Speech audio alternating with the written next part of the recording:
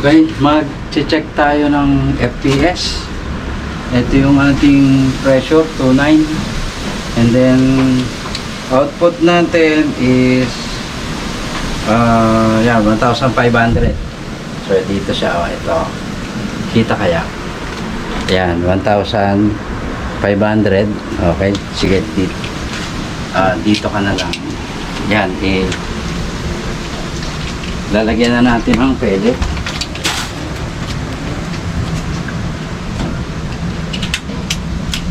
Yan. Yan, lagyan natin itong magazine niya. Yan. So, di pa naka-on. Yan, i-on natin. Ito ay MPS ha, hindi ko talaga makuha yung FPS nito. So MPS yung gagamitin natin. I-convert na lang. Ano po, nagdoble. Doble. Nagdoble yung pellet. Pero sisiw lang naman. Ayun o, dalawa yung tama o. Ayun o. So ngayon, ito, second shot. 271. 267. Yan. Fourth shot, 271. Yan, 271 and then 271. 268. Ayan, wala nang pellet. Bus na. So, tanggalin na. So 271 lang tayo as of now.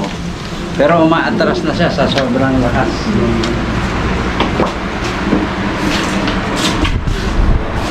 So ito, titingnan natin dito. Gagunting.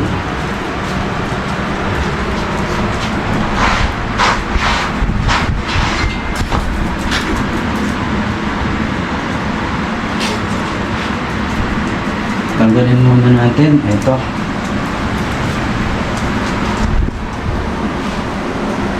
Ito pala yung nakuha kong torchilyo. Yan. So tingnan natin yung actual niya dito. So tingnan natin first ito yung kanina, hindi pa yan. Yan, 271.